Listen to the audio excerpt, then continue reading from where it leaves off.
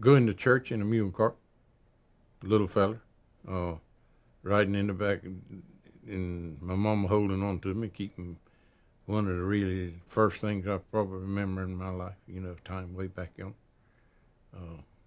Went through the woods to the church over there, and went to church every Sunday morning, every Wednesday night, Sunday night, just like people does now with cars, but we went in a mule cart. And that's one of the first things in my remembrance was that. I remember my mama fell out the cart one time. She stood up and the mule moved. It stopped for James or some of them, my brother, that was walking along behind, and Daddy stopped and told him to come on. My mama stood up, and somebody said something. No mule started, and they were sitting on a board across the cart. And when that mule stepped ahead, my mama fell over backwards, right on out the tailboard, right on the dirt, fell out of her back. And I believe that's the first remember. And I was just a little fella. I thought she was hurt bad, and I remember I cried. And my daddy told me, "Well, shut up. There ain't nothing wrong with her," And that was first memories of my life was, and I've thought about that a whole lot. That I don't know if nothing else could have been better than remember my way to church and back with a mule. Oh, yeah. She was a red mule, the one that my granddaddy fell out the cart with. Oh. This was a little old black mule that he used mostly to drive to church and back. Because my grandma I remember my daddy traded that mule to a fella in Wilmington for some more mules. And my grandma come out and they loaded her in the cart, and on the truck, and was leaving with her. And she asked my daddy, said, "What you do? Where's Red Mary going?" He said, "Well, I've traded her to Hallbrook for some more mules. She's getting kind of old." And she went to crying, and my daddy jumped in an old car he had there, an old Plymouth car, first one he ever owned, and run him down and made him bring the mule back, and just paid him for the mules that fall that he had got, and kept old Red Mary till she died. They buried her over in front of an old big home there and over beside the pond. I remember looking forward to Christmas that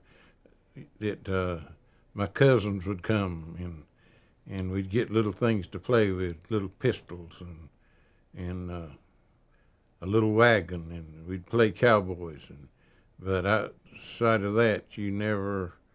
I remember in school, I didn't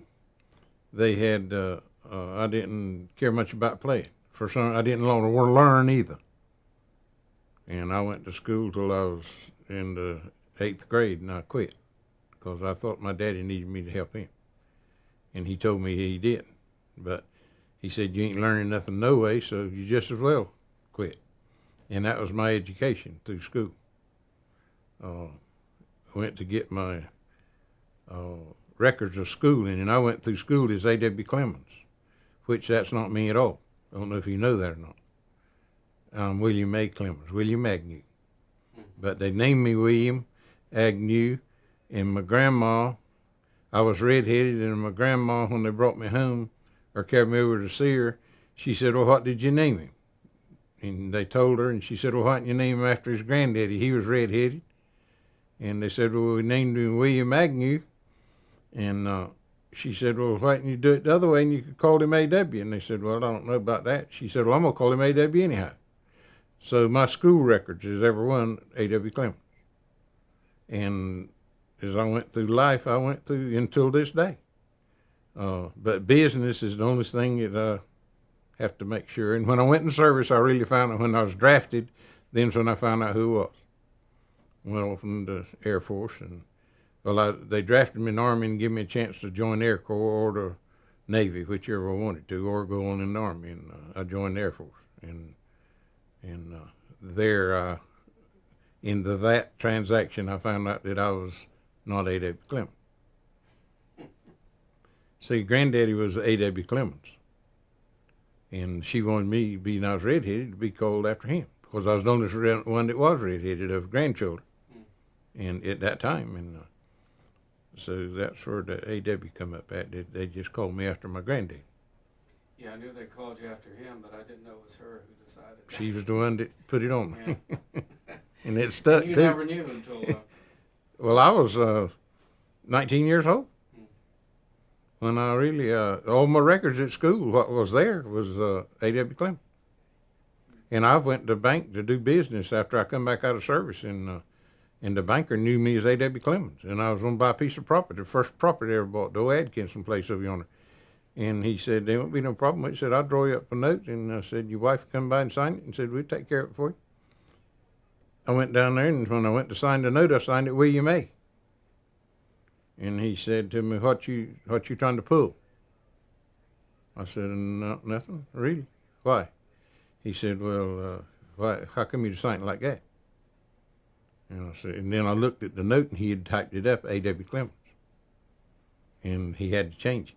And I had to explain to him the reason for me being called A.W. He knew me as A.W. I mean, he'd been farm meetings with me and stuff, and that's all anybody called me. And he didn't ask me that day when I went down to ask him about borrowing the money. He said, oh, yeah. I said, it won't be no problem with that. I said, I'll draw up a note and said, you can come by in the morning and sign it. And said, if you want to bring your wife, if not, she's coming to Shell Oak, she can come by and sign it when she comes. Well, when I signed it, I had to explain to him why that was like that. When you went off to school and when you come in, you had cows to feed up, corn to shuck for the mules. The cows had to be fed, and I never milked a cow. My daddy always milked, but you had to feed him. And I never could milk. I never could get the milk to come. And my daddy could just, he with both hands. But I had to feed them cows. I had to get them out the fields and get them up to the barn. By the time you done that, then you had an old kerosene lantern that you got your lessons by, that you had to get right up under it to see. Didn't have no electricity, and no outhouses, no indoor plumbing at all. You know, it was all outhouses, and time you done it and took you washed in a tub, or we had an old barrel out back that we put water in and let the sun warm it, and had some old burlap bags hanging down by it that we'd have to call a shower. We'd turn that thing on and get down under there and take a shower. When you got through, you'd holler to James, your brother, or some of them, cut it off, I'm through. Then you'd turn it off and on for him, so you didn't waste a lot of water. Had a little ladder that went up beside it and turned it off and on with. And time you fed up everything and got your lessons, and it was time to go to bed. Next morning was school, and then when there was summer, when there wasn't school, my daddy, I always followed him around, and if he was plying tobacco or whatever, he let me walk along behind him or sit at the end of the row. But I never remember sitting at the end of the row one time, and a snake come up there and scared me. Well, he told me just sit down at the end of the row and wait. And there wasn't no need of following him up and down through the field, so I seen the snake, the little black snake. Well, I went running up through the field, scared to death, and he stopped. And when I got to him, he said, well, if you ain't going to step there like that without being scared, you just follow me and uncover the backer. Little as you are, you can just reach right down there and I won't have to bend over. And for years, I followed my daddy up and down through the field and overcut corn or the backer. Me and him, from that time in life until the day he was buried, was just wherever one was at most of the time the other one was. My other two brothers went on and off from home and worked at different things, but me and my daddy, wherever he was at most of the time, especially on the farm, unless he went off somewhere. If he was plowing, I was with him. As I got bigger, then I began to plow myself. But we'd plow together, two mules in one field, and right on up. And that was hard work, but I enjoyed it. I just loved to do it. And farming was I loved to smell the dirt, the fresh dirt. And he was doing just if he'd ever told me that I had to stay at the house, boy, that'd mess me up. I just didn't like that. I wanted to go out there where he was at and be with him. And going to church, you went to church, you didn't ask whether you was going to church this Sunday or not. You knew before the Sunday got here that's where you was going. And you wanted to go, and you always, they had a wood heater there in the wintertime. And my daddy'd always carry some wood in an old cart. So if there wasn't enough there at church to keep the fire going, he always carried some extra and piled it down there. And Long during the week on Wednesdays nights he'd carry wood and pile it down there, and we always went early to church because my daddy always had to build a fire and have it warm when other people got there. And I always, back then I'd wonder why does my daddy always have to build a fire? But if he hadn't, probably been cold in there because nobody else didn't come early, And they just depended on him, and he would, he enjoyed it because he wouldn't had it no other way. He'd probably been mad if somebody else had went and built a fire, But I remember you'd have to tote the ashes out and carry them out back and pour them out, and ever so often, and clean that, and in the summertime when it's hot, the windows open, and had fans. They had the little old fans at the fertilizer company every year. When my daddy would go to pay his fertilizer bill, they'd give him a whole pack of fans to carry to the church for the fan within the church. You didn't have no electric fans now or nothing like that. You just sat there, and especially the women, man, they had to have them fans. And they had different pictures on them things of Jesus and John and all kind of the disciples and people's different things on them. A cross on some of them. And this fertilizer company, I reckon, just made them for, I don't know nobody else that I ever seen, but my daddy always come back with an armload of fans and a calendar from the fertilizer company. The fans went to the church, and one of the calendars, the rest of them stayed at the house. The calendars, And it was a good advertisement for the company. Back then, there wasn't TVs and nothing to advertise with, and so, they had on the back of that calendar from the side of the picture, the company and who they were and where they were located, and everybody in the country bought fertilizer from them, from that fertilizer, Wilmington Fertilizer Company. Been there ever since I could remember. I went and went every day, but I never did. I was never enthused over going to school. I don't know why. I didn't learn well, evidently, because I always passed my grade, though. I made good enough grades that I always passed my grade, and they didn't do nothing at school that I liked. They had a soup kitchen. I didn't like their food, what they eat, and I carried a little lunch bag or something, and me and maybe one or two more would do that, and the rest went to the soup kitchen, they called it, and I didn't like that. And as time went on and school got bigger, I know I quit school in the 7th grade because I went 2 days after school had started to start, and they told me that I had to bring in homework. And I said, no, I was not here yesterday. And said, that didn't make no difference. Said, you could get the homework anyhow. And the teacher that really liked me seen me walking down, I walked out. And nothing but a grown boy either. And this teacher that had me the year before asked me where I was going and what the problem was. And I told her, I said, well, they were trying to make me get lessons that they give out, and I wasn't here. And I said, I'm going home. And she said, no, you ain't neither. She said, let me go down and talk with her. She went down and talked with the teacher, and I'd wound up at the office then going out, and the principal had stopped me, and they come back there and got me and told me I wouldn't have to do that. That'd be fine. And I finished out that year and quit in the 8th grade the next year. But some reason in my mind, I thought that my daddy needed me at home when he didn't. I mean, I can see now that he didn't need me. I wasn't that big a person to, but somehow or other in my mind, I just thought my daddy needed me at home, and that I need to be helping him. And he told me many times, you ain't got to help me. You go to school, you can help me in the evenings. But deep down inside, when I was at school, when I got big enough, probably 10 years old, that I thought my daddy had needed me at the house, helping him. But that was a bad mistake. Of quitting school, I've regretted it many times. But then on top of that, I went to some graduation out there after that, and Well, the same class that I would have graduated with, I went to their graduation, and a preacher that made a statement and conducted service there that night. He said he'd like to see all of them get as much education they could get and go far as they could go.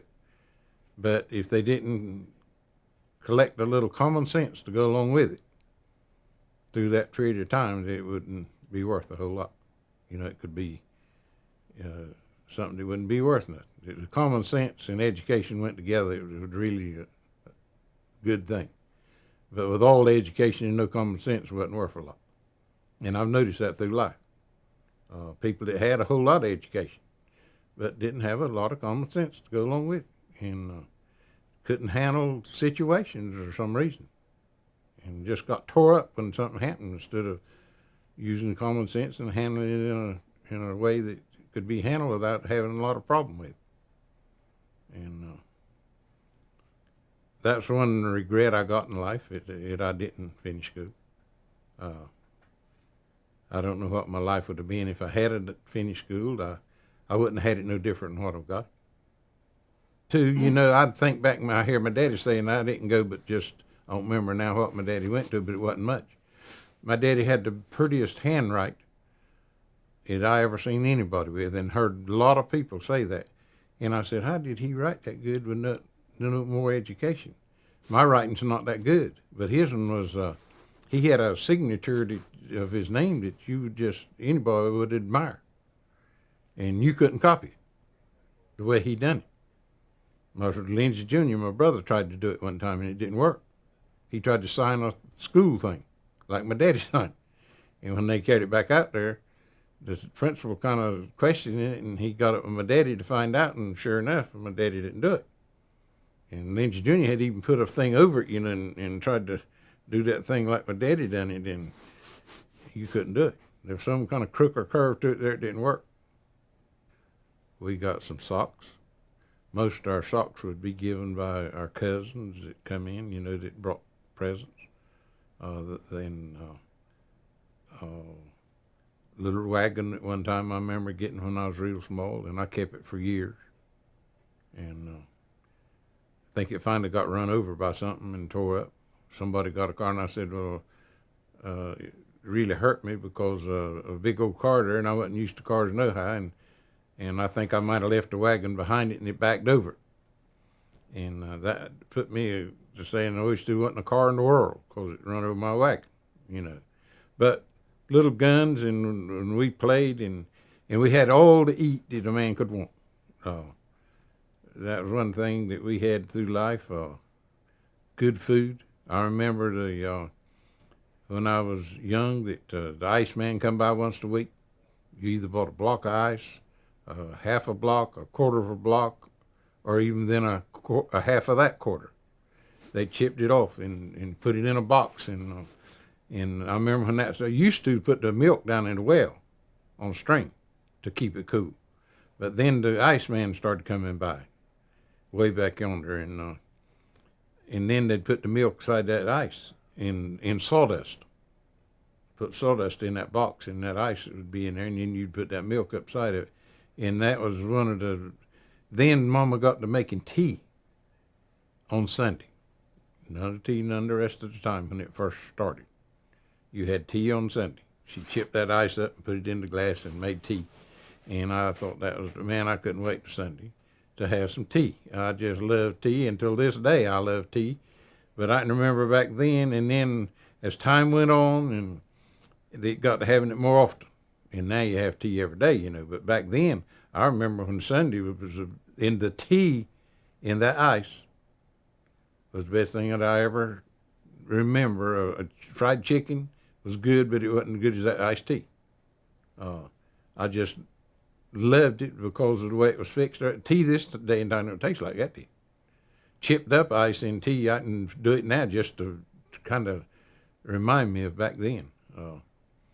And the old ice truck come by once, and he'd blow the horn and ask, how much you want? And you tell him a quarter, half, whatever. He'd take his ice pick and run down that thing. When he got here, he'd done melted half of it to start with. But you still got enough ice. And my daddy knew how much to get to last till the next week when he come back by again. Get back to the Christmas part of it.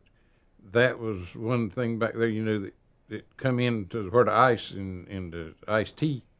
On Christmas you had the iced tea, and didn't have it none the rest of the time. Only on Sundays. But we had chicken, we had baked chicken, we had chicken and pastry. I love chicken and pastry. My daddy did, and all the family did, and my mama was a whiz at making it. She had learned it from her mother, and people in Robertson County was the best chicken and pastry people in the world, and even till this day. We've been up there and sang with our group, and we go to some of our kin people's houses, and they have chicken and pastry.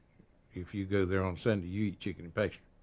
And my mother was from Robertson County, come to him, her daddy did, and as a minister, to Brunswick County, and they come down here in a mule and wagon all the way. And her daddy was a minister, and they came. That's the way she got down here, and my daddy met her here. After both of my granddaddies was preachers. Alfred Clemmons and Isham Stone was my mother's daddy.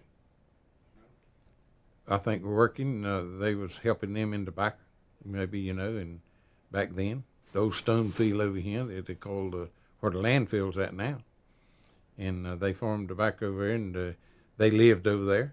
And my daddy was farming tobacco over there, or helping his daddy, and they met there, and it just grew into a relationship, and finally got married.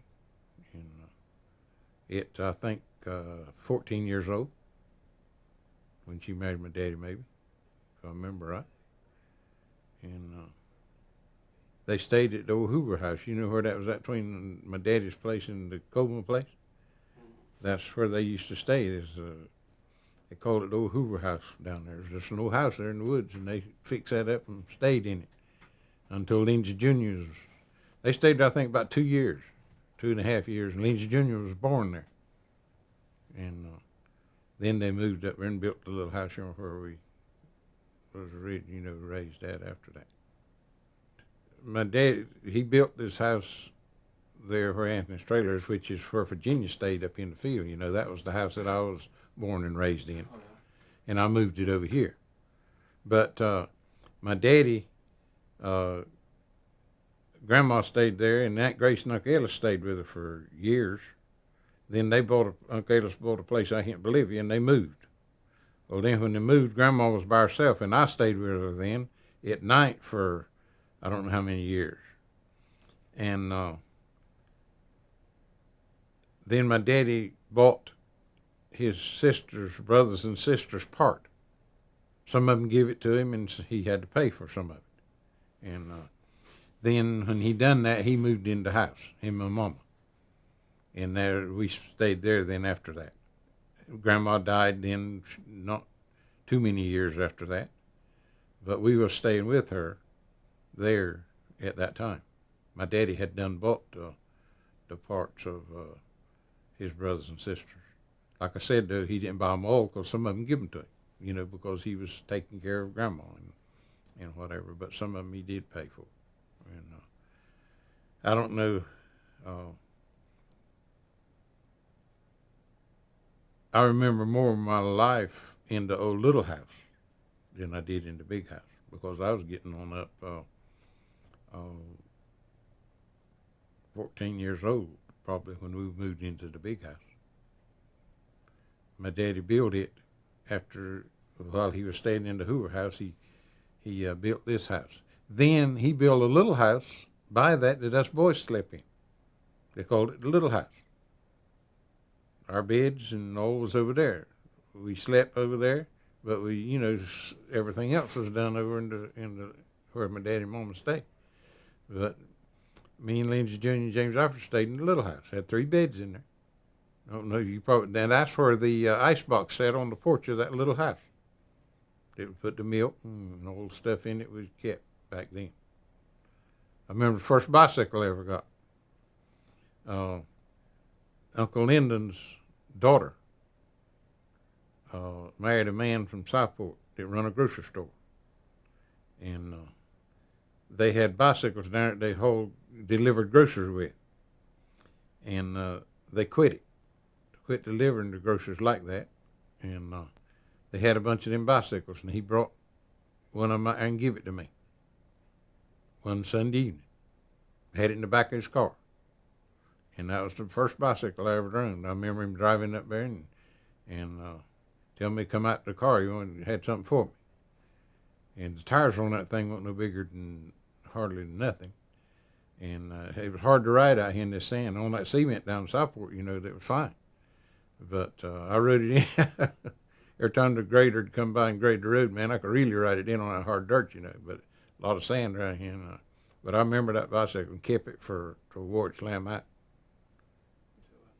We had a radio with a battery in it. And you didn't listen to it a lot. You listened to it on Saturday night. Listened to the Grand Ole Opry. And all the people in the community, Uncle Roy gave us the radio. Brought it down here and gave it to us, and it had a battery with it. And in fact, he gave it to Grandma. Brought it there for Grandma for Christmas. And the McKithans, the Holdens, and the Stanleys.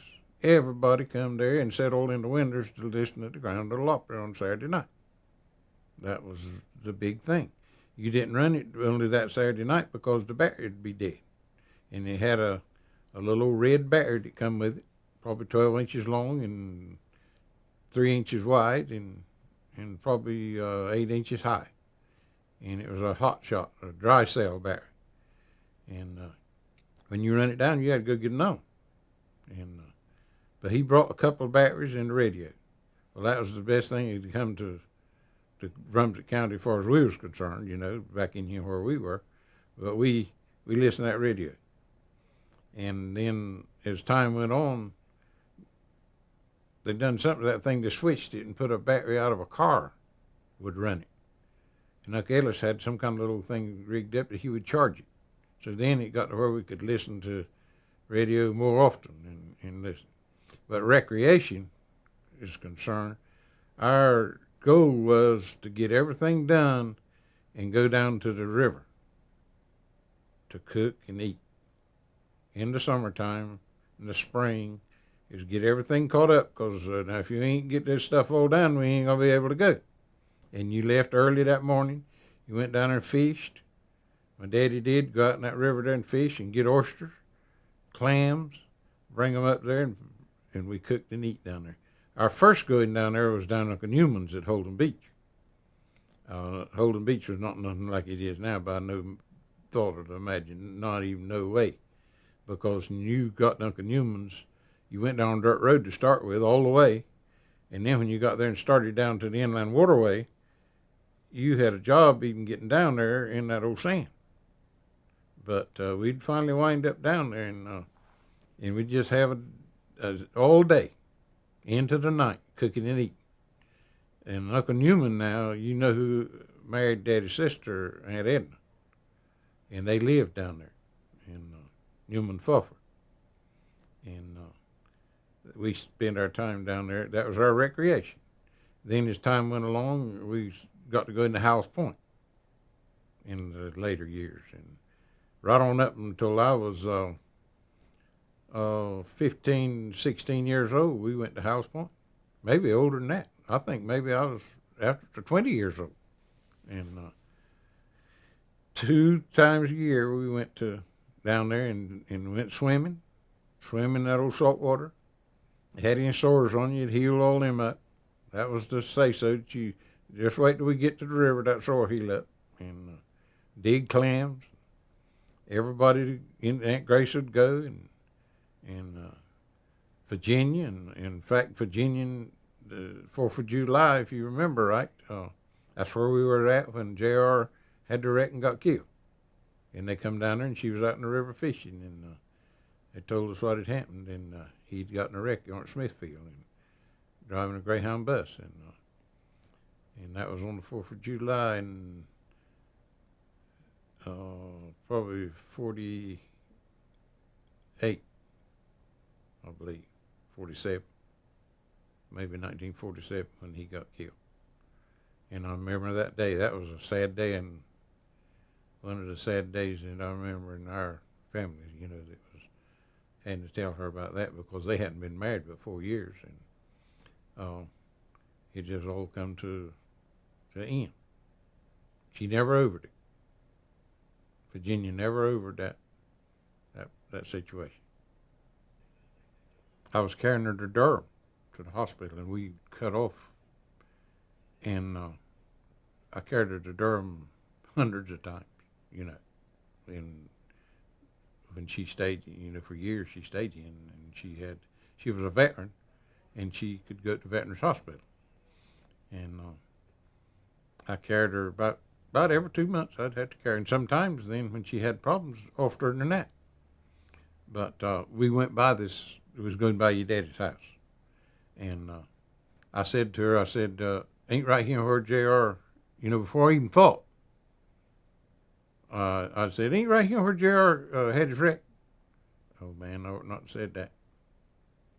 She didn't like that. She didn't know how I had to bring that up. And I apologized to her and told her that I was. And then after that, she apologized to me. She just, it hit her. She wasn't even thinking about it. And I just brought it to the forefront, and it messed her up. But she was a good of an aunt. I thought the world of her, and she did me. We was probably about as close as aunts and nephews could get, I reckon. No, didn't have no square dances. My daddy wouldn't. They had square dances at places, but I couldn't dance because I never learned how. Never went to none. But we on dates, to start with, you just went down to the house and sat around there in the front room and didn't go nowhere because my wife's most of the girls around here, they just didn't. It was nowhere to go really. But you'd ball games. They'd finally let you carry to the ball game, but you had to be back now. And that ball game's over at 9 o'clock. You'd be back at 9:15 or 10 or 10:15, and you'd go to little birthday parties and play post office and apple bobbins and things of that type. You didn't have no recreation like parks and beaches. The beaches was down there, but you didn't go to them back then. I know later in life when I was later on in younger lives when you first started dating, and you just didn't go nowhere. You went to see her or whatever, or seen her at church, and sat with her in church, and then they had a little thing they called GAs. You went to the GA meeting, but you was not a boy. That was our age, but you went anyhow just to see the girls, and just ordinary things of that type. The Korean War got over, and they come out that anybody that had a valid reason for wanting to get out, they'd look at it and see. And my daddy had had a wreck at that time, and I had been home, and so that was another thing in my life told me I needed to be home to help my daddy. So I went to the office and told them, and they had the Red Cross check it out, and within 3 weeks I was processing for a discharge, and I stayed there 2 years and just a little bit, but I was stationed in Texas and Louisiana down there, and but never did go. I was on a SAC base. We went a lot of times set up to. If you knew what SAC was, you was on 24-hour call anytime, anywhere.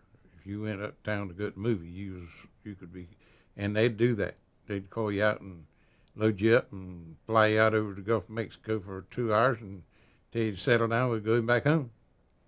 But never went over there. Prepared to go continually, but never did. And I was not I didn't. The Army was not bad to me. I got along fine with it because I seen a lot of guys that didn't. They just couldn't stand authority, and it was no problem for me because I was raised to do what I was told to do. But I seen guys just go crazy because he had to do what the man told him to do, what the sergeant told him, and some of them just couldn't take that. Seen them jab their arms and pencils and all kind of things. You wouldn't believe. Guys that just because he couldn't do what the man told him. And I told him, I said, "You ain't no problem with me. Do you tell me what you want done?" And nothing they told you to do and that was like anything you'd ever done. Not like you'd ever done it. But I learned quickly that you don't question that. If it's backwards from the way you've ever done it, do what the man tells you and you ain't had no problem. And I fared fine in there. And if the war hadn't got over, when it did, I'd probably stayed for, and my daddy had probably got better too. Every way everything happened, I came home and enjoyed while I was there. But still, I wanted to get home to help him, I thought. And he really needed me at that time. When? Her father run a store down at Supply, a grocery store. And us doing business there, my daddy doing business there. And in and out of there, and her behind the counter. Standing in, they lived in the back of the store, and I could see her through the screen door dividing the store from the house. And she looked like she needed to talk with me, and I decided I might see if she did, and she just didn't quit till she got me. And no, we really went together a long time before she was ever out of school, and I had quit school, but I used to go down and go to church with them. They went to church down the end of the county, down to Beulah. They didn't come to our church because they was born and raised down there, and that's where they would been in church all their life, and they still went to Beulah every Sunday, drove back down there. Well, I'd ride down there with them in the back seat with her, and not every Sunday now, but maybe once every. And as time went on, and I got licensed and all, then they got to where if I'd follow them, they'd let her ride in the truck with me.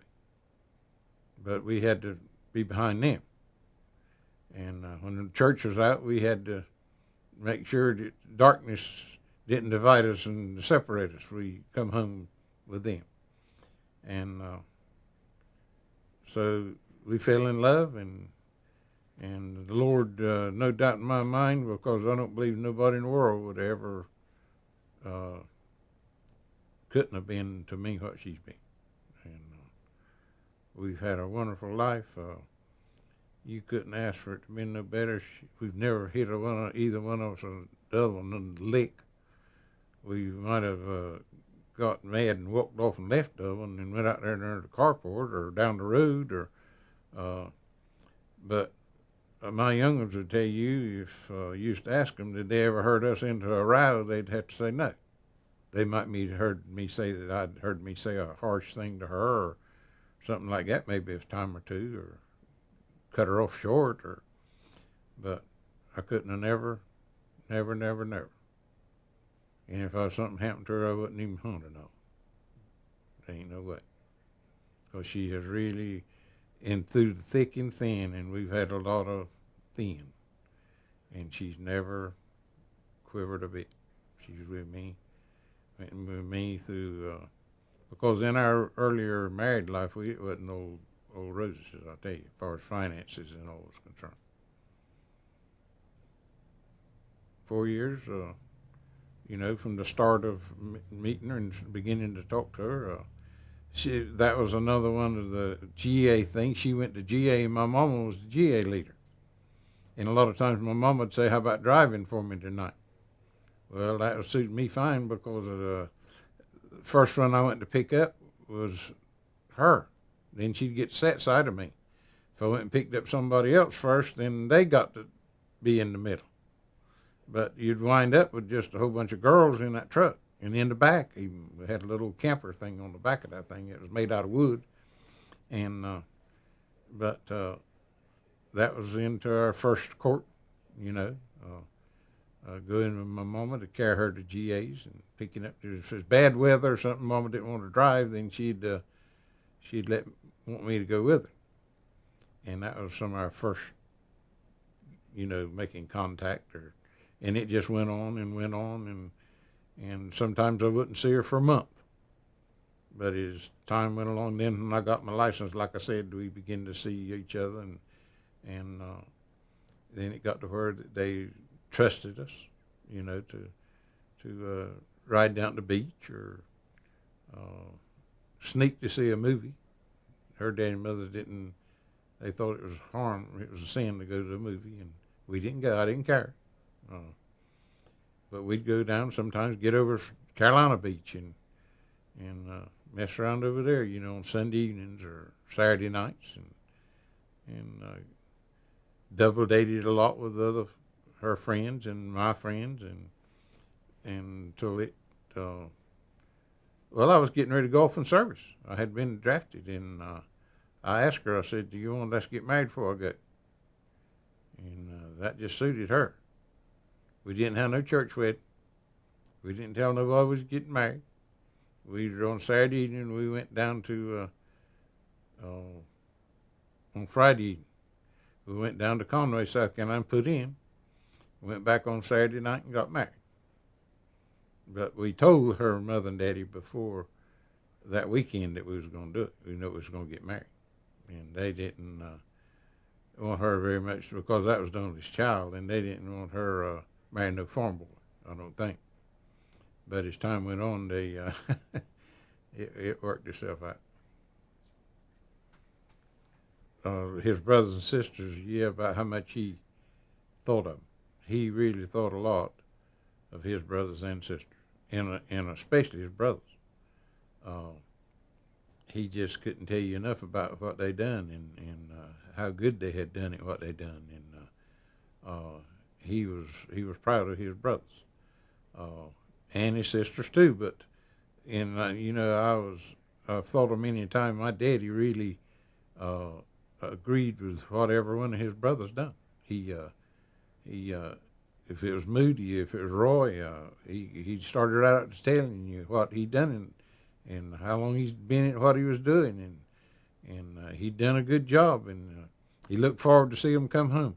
The worst thing that I reckon that my daddy really hated about his family was that they didn't come home often.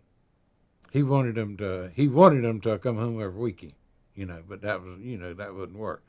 But he always looked forward to it. Some of them would be in this weekend. I've heard him, and him and your daddy, Uncle Moody, probably visited more than any of the rest, and that wasn't near enough for him.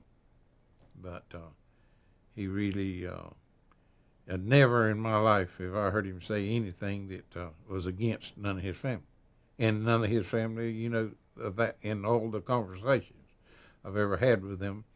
They was never heard one of them put the bad mouth on the other. Not one time. There was a close-knit family. Evidently in their early life, they evidently had close relations. And then I think the relations were so close to when they did get away that it was just hard to come back maybe a lot of times.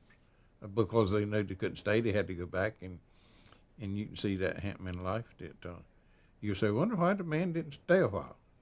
He's got his obligation. He's got things on the other end that's just as important as what you got, and you can't, you just can't do it like you'd like for it to be every time. As far as my granddaddy, I believe you asked about what I'd heard, or not a lot.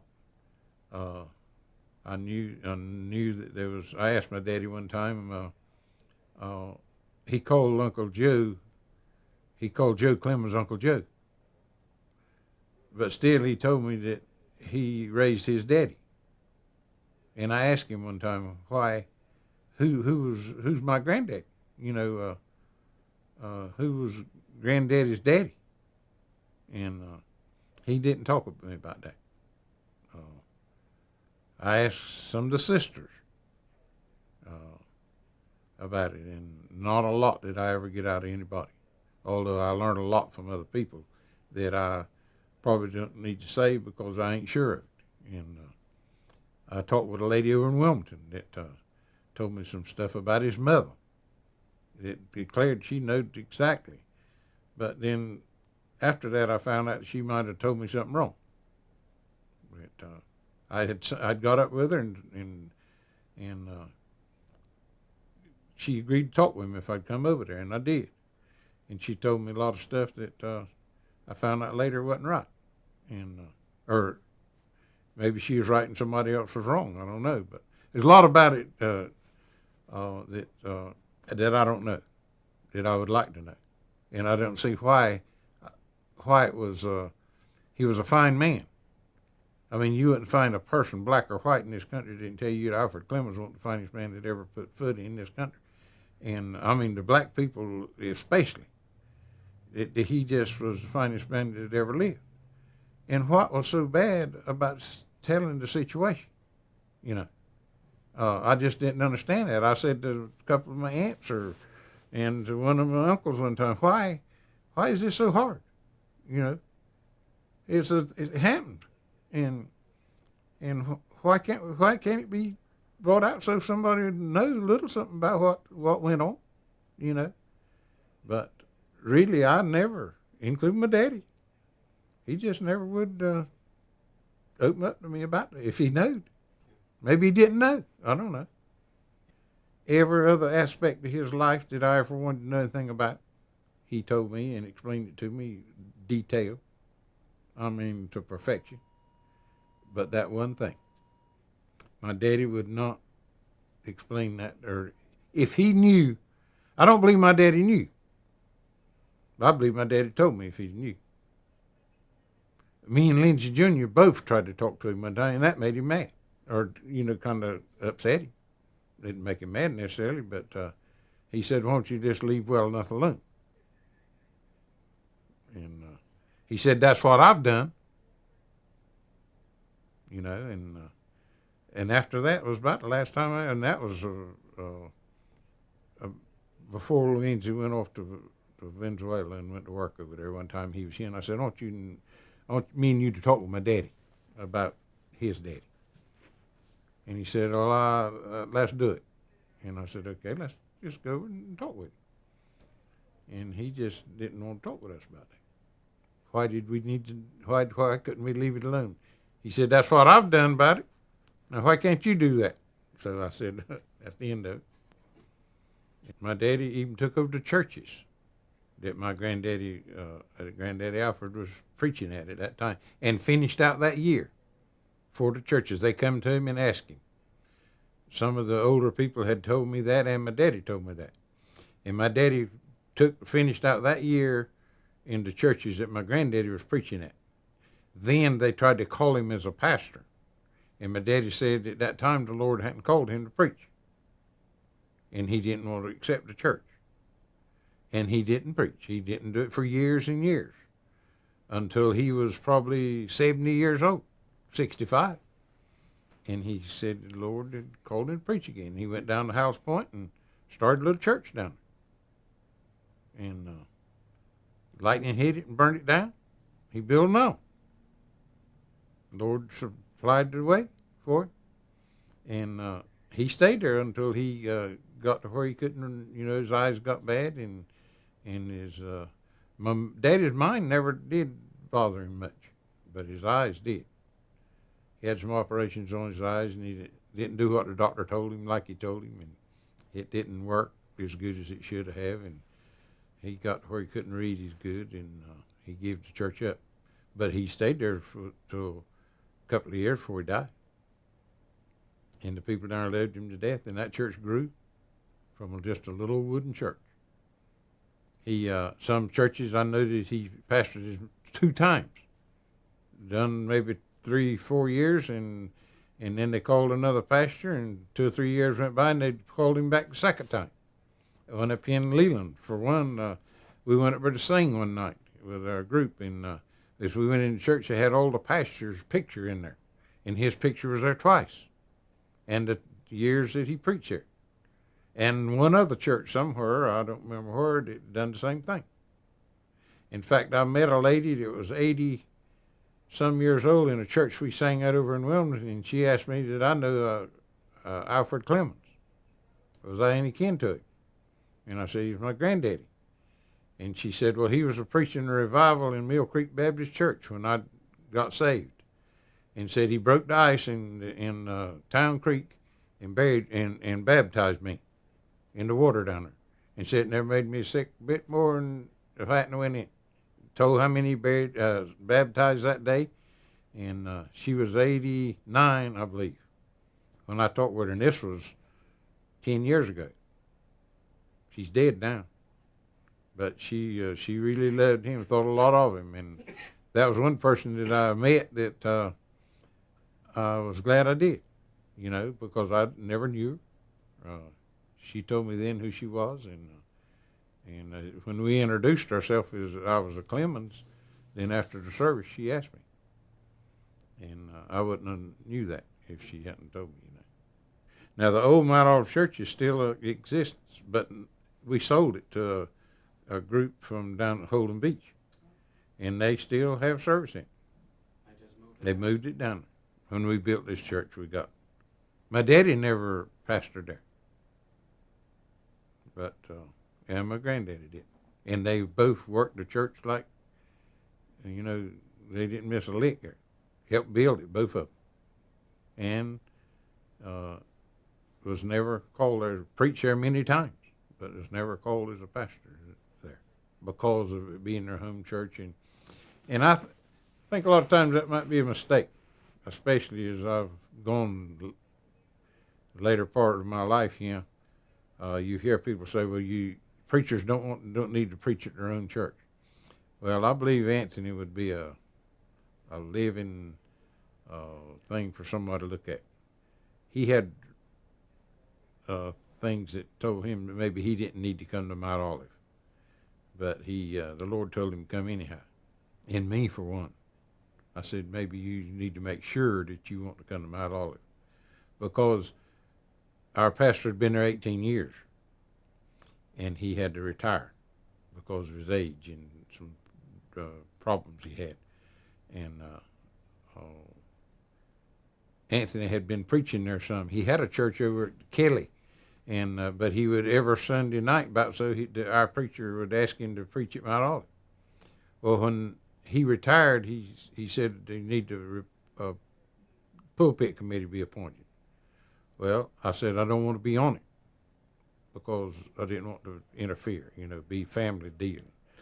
So we appointed a pulpit committee. I was chairman of the deacon board, and we got 90 days to get a pastor. About 2 weeks to go on the 90 days, they ain't brought nobody in to preach. Even suggested nobody. Anthony preaching right along, and preaching his church up yonder that he had been called to. And I asked one of the pulpit committee, I said, look, you ain't got one more Sunday now after today before you're going to have to present somebody to the church. And I ain't trying to get in y'all's business, but time's about to run out. And they said, we've talked to every member of the church that we could get up with, and they don't want to call nobody but Anthony. I said, well, I don't know where Anthony take it or not. Well, they was going to present him anyhow. I said, well, I'm going to be slam out of it. I ain't had nothing to do with it. If he is, then fine. And they presented him to the church, and every person in there voted for it, including me, after they asked for it. I said, I don't want to say people say that I was the reason, you know. And he accepted it. And he has been a blessing to Mount Olive Baptist Church. He's good with the youth. He makes sure they have part on the program. He preaches the Bible. And we run out of space. We got to have somewhere else to go or build that and bigger. And we're now hunting property to relocate our church. And he has just been a blessing to my old church. And every person in there, I don't believe you could find one that would say aught against him. They love him to death, and he loves the church. And it's growed from the day he come there. He's just been steady go. He come there with probably 55 there, and there's 125 on roll, and it usually runs on preaching service anywhere from 160 to 180, sometimes 90, every Sunday. And I'm proud of it. I'm glad that he proved that you can preach at home. Daddy said to me one time that very thing, that he'd heard that his granddaddy came from England. He was in a conversation with Ed Clemmons at the time that was said. He didn't say that to me.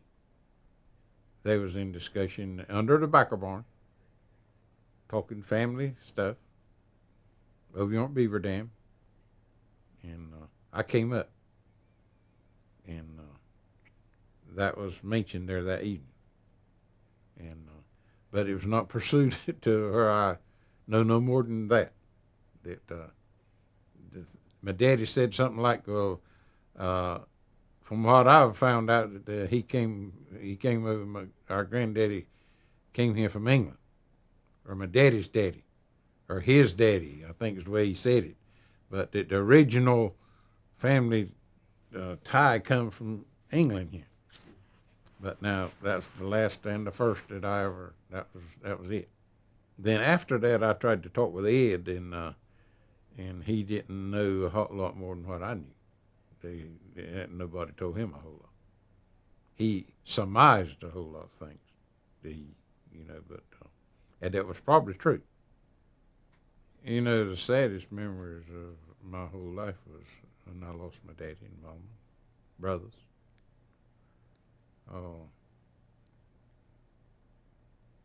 And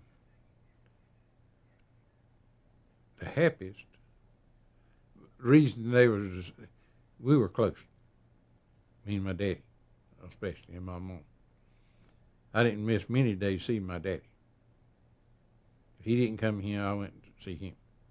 If he's in the hospital, in which he never was a lot until the latter part of his life, and he got sick, but I went to see my daddy and mom. And a lot of people, probably wasn't that close. And then my mother passed away. And then my daddy stayed by himself for a while. Then he got married again. And that was all right. But I didn't especially care for it. And but it still didn't keep me from seeing my daddy. And then when he moved down to the Point, House Point, that put me to have to go. And my daddy a lot of times come see me because he knew I was busy, but then as time went on and he got sick, and with his problem, he didn't a day go by that I didn't go see him.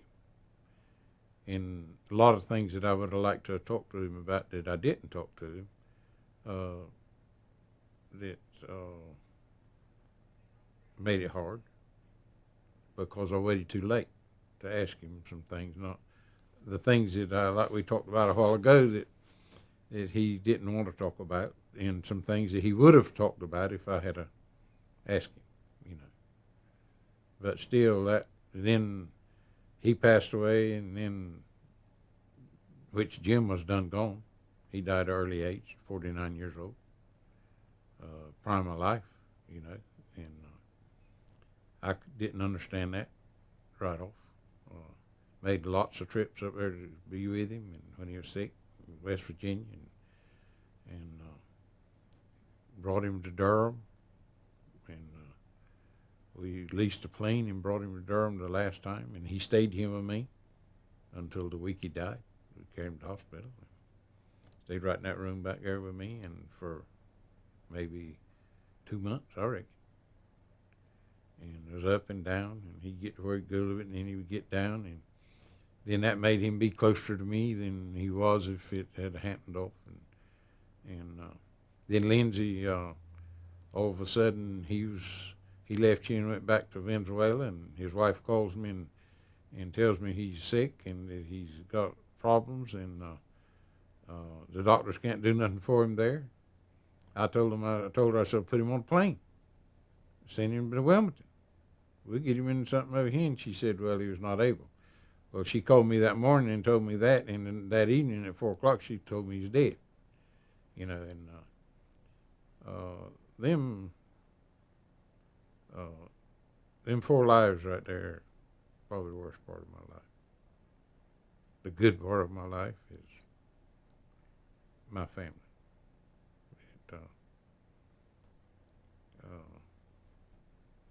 All Christians. Our group that sings. We not professionals by no means. We don't sing to beat nobody else singing. But we sing for the glory of God. And every one of my children are saved. A lot of my grandchildren are saved. And that's just about good as you can get. We sing together, anywhere, anytime, not for the money. Tell them when we go that it's not money. Have people that takes up offerings for you, but most of the time we get back to the church that took it up to use in their own doings. The Lord's blessed us. Just a few weeks ago, we was in Silva, North Carolina. We sung in Baptist church there, and they took up offering for us. And, you know, we told them, you don't got to do that because the Lord has blessed us to we don't need that. We don't have to charge you to come sing for you. We just come to sing for you to praise the name of the Lord and hope it'll bless somebody. And I've seen many a person that really put on a show or they got a blessing from it, one or the other. And we don't all sing. My wife don't sing. Dale don't sing. But they make it possible for us to sing. Larry don't sing. But just like when we went there the 4th of July, we sang at the Inspiration Mountain there on that Sunday. And Saturday night we sang at this church in Silva. And, you know, we couldn't have done it if it hadn't been for Dale to stay here and take care of things. So he's as much a part of our ministry. I look at our ministry as a ministry, not just running up and down the road singing or something. The Lord's blessed us to do that. And we're not professionals, like I said, but we don't take a song and get up there and not know how to sing.